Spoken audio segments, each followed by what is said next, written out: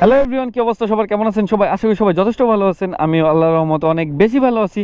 তো ভিডিওর থাম্বনেল আর টাইটেল দেখেই বুঝতে পারছেন আমি কোন বিষয়ে আজকে ভিডিওটা বানাইতেছি।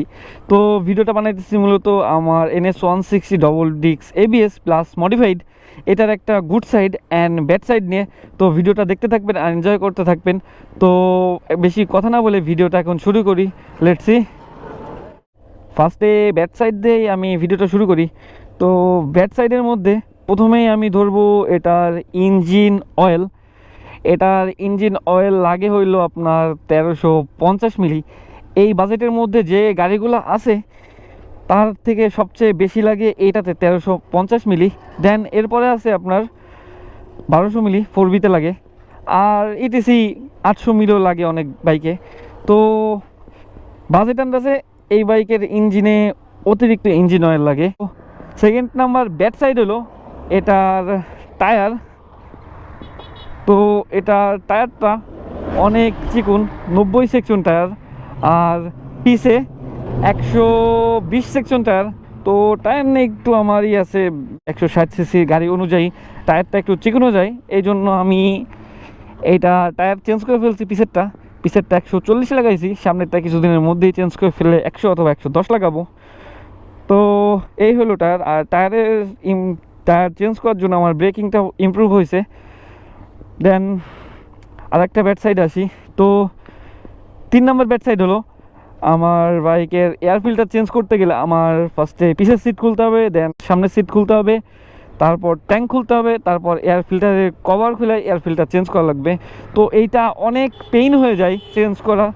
আর চেঞ্জ করতে গেলেও নর্মাল বাইকে যেমন সাথে সাথে চেঞ্জ করে ফেললেও, আর এটার এয়ার ফিল্টার কিনতে অনেক কস্ট লাগবে এবং চেঞ্জ করতে অনেক কস্ট খরচ হবে। সো এটাও ব্যাড সাইড মনে হয় আমার কাছে। অ্যান্ড 4 নাম্বার ব্যাড সাইড হলো আমার জন্য ব্যাড সাইড না, বাট যারা নতুন বাইকটা কিনবেন তাদের জন্য ব্যাড সাইডটা হলো এটাতে কোনো গিয়ার ইন্ডিকেটার নাই। এটা একটা ব্যাড সাইড। যদি গিয়ার ইন্ডিকেটার না থাকে তাইলে গিয়ার চেঞ্জ করা একটু প্রবলেম হয়ে যাবে যারা নতুন ইউজার আছেন তাদের জন্য। তো আমার এখন চালাইতে চালাইতে অভ্যাস হয়ে গেছে। গাড়ির ভাইব্রেশন অ্যান্ড গাড়ির আরপিএম দেখলেই বুঝতে পারি গাড়িটা কত গিয়ারে আছে। আর বাকি লাস্ট একটা ব্যাড সাইড আমার কাছে মনে হয় এইটার যে সুইচ আছে, ইন্ডিকেটার সুইচ, এই ইন্ডিকেটার সুইচে যেমন এটা রাইট সাইডে দিলে ইজিলি দেওয়া যাবে, কোনো পেইনও হবে না। যদি লেফট সাইডে আনতে চাই, গাড়ি স্পিডে থাকা অবস্থায় যদি লেফট সাইডে আমি আনতে চাই তাহলে এই হাতটা অনেক দূর আগায় নিয়ে টান দিতে হয়। তো এটা আমার কাছে একটু পেইন হয়ে যায়। তাছাড়া সুইচের কোয়ালিটি মোটামুটি সবগুলাই অনেক সুন্দর, জাস্ট এই একটা বিষয়ে আমার একটু পেইন হয়ে যায়। সো আমার দিক থেকে এটা ব্যাড সাইডেই পড়ে। এতক্ষণ বললাম গাড়ির ব্যাড সাইড।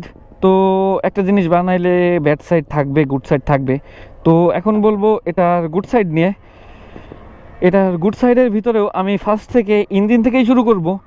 যে এর ইঞ্জিনটা আছে, ইঞ্জিনটা হলো 4 স্ট্রোক সিঙ্গেল সিলিন্ডার 4 ভ্যালভের একটা ইঞ্জিন। আর যেহেতু এর 4 ভ্যালভ, সেক্ষেত্রে এটা র পাওয়ারটাও একটু বেশি থাকবে। এতে 137 টপ স্পিড পাইছি। দেন এটার সাথে এক্সট্রা একটা কিকও দিয়ে দিছে। কিক লাগে না, জাস্ট শীতের সময় যদি গায়ে অতিরিক্ত ঠান্ডা পড়ে দেন গাড়িটা দুদিন না চালানো হয় তাইলে কিকের প্রয়োজনটা পড়ে, তাছাড়া কিক আমার দরকার হয় না। আর গুড সাইড যেটা বলতে, যত আপনার যদি গাড়িতে ইঞ্জিন অয়েল অ্যান্ড তেল থাকে তাহলে এই গাড়িটা কোথা থেকে অফ হয়ে যাবে না। যদি গাড়িটা কোনো এক্সট্রিম সমস্যা না হয়, যেমন ক্লাচ প্লেট পুড়ে যাওয়া, পিস্টন ফাইটে যাওয়া, তাছাড়া আপনার গাড়ি কোথা থেকে অফ হবে না। যেমন আপনার প্লাগ পুড়ে গেলেও অফ হবে না, আপনার এয়ার ফিল্টারের উপর যদি কাদাও দিয়ে থান আপনি তাহলেও আপনার গাড়ি অফ হবে না। এটা একটা প্লাস পয়েন্ট এই গাড়ির। 2 নাম্বার গুড সাইড হলো এটার ব্রেকিং। এটার যেহেতু গাড়িতে ABS আছে, সেক্ষেত্রে এটার ব্রেকিং এক কথায় বলতে গেলে যথেষ্ট পরিমাণ ভালো। যেমন কাদা বলেন, বৃষ্টি বলেন, on road, of road. Last time আমি কক্সবাজার টু চিটাগাং রোডে অনেক যেহেতু লবণ পড়ছিল, সেক্ষেত্রে ব্রেক ধরছি, ABS অনেক ভালো কাজ করছে। তো এটার ব্রেকিংও আমি গুড সাইডের মধ্যে নিব। 3 নম্বরে থাকবে এটার কন্ট্রোলিং সিস্টেম। এটার কন্ট্রোলিং সিস্টেম অনেক ভালো। আমি কক্সবাজার বলেন, কুয়াকাটা বলেন, বান্দরবন বলেন, সব জায়গায় ট্যুর দিয়েছি। এই ট্যুরের মধ্যে আমার কোথাও ব্যাক পেইন হ্যান্ড পেইন কিচ্ছু হয় নাই। বাইকটা যথেষ্ট পরিমাণ কমফোর্টেবল অ্যান্ড ট্যুরিং বাইক হিসাবে এটা বেস্ট চলবে, কারণ এটা ট্যুর করেও মজা, গাড়ির পাওয়ারও যথেষ্ট পরিমাণে ভালো, তো এটার কমফোর্ট অনেক বেশি সুন্দর, আর এটার কন্ট্রোলিংও অনেক বেশি ভালো।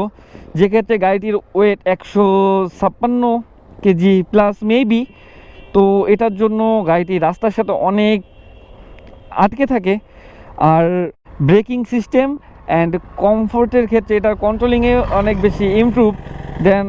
আমি বাইকে 140 সেকশন টায়ার লাগাইছি, এই টায়ারের জন্য বাইকটার কর্নারিং অনেক বেশি ইমপ্রুভ হয়েছে, সো এটার কন্ট্রোলিং সব দিক থেকেই বেস্ট। 4 নাম্বার, গাড়িটির স্পিডোমিটার, আরপিএমটা হলো অ্যানালগ আর স্পিডোমিটারটা হলো ডিজিটাল। এই ক্ষেত্রে এটা আমার জোশ লাগে, যেমন হায়ার সিসির বাইকে এমনিই থাকে আরপিএমটা থাকে অ্যানালগ আর স্পিডোমিটারটা থাকে ডিজিটাল, প্লাস এটাতে আরেক একটা অপশন আছে, অপশনটা হলো আপনার side indicator, sorry side stand. আর একটা অপশন হলো এটা সাইড স্ট্যান্ড, যে আপনি সাইড স্ট্যান্ড উঠায় যদি বাইক স্টার্ট দেন, তাহলে আপনি স্পিডোমিটার দিকে তাকাইলেই বুঝতে পারবেন যে আপনার সাইড ইন্ডিকেটার এখনও নিচে করা আছে, তো তখন আপনার কোনো দুর্ঘটনা থেকে হয়তো আপনি বেঁচে যাইতে পারেন।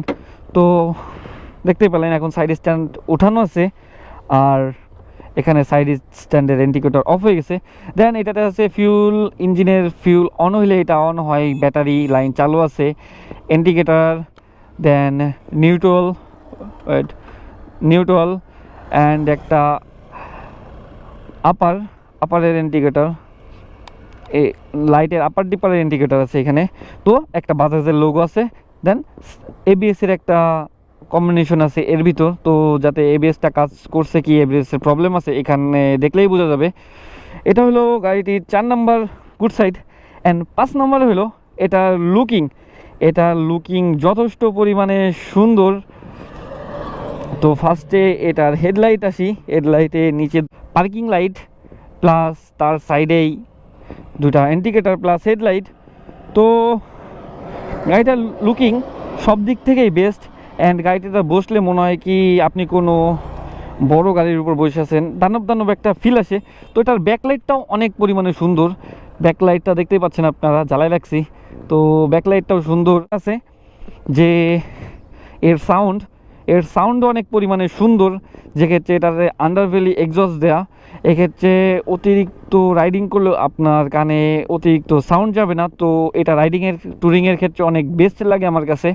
আর এটাতে যখন হাই আরপিএমে চালাবেন তখন অনেক মানে রেসিং একটা ফিল আসবে, ওর সাউন্ডটা অনেক সুন্দর। আমি সাউন্ডটা আপনাদেরকে শোনাই দেখাই,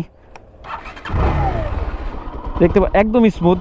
ফার্স্টে যখন গাড়ি চলবে তখন একেবারেই স্মুথ, দেন যদি অতিরিক্ত আরপিএম দেই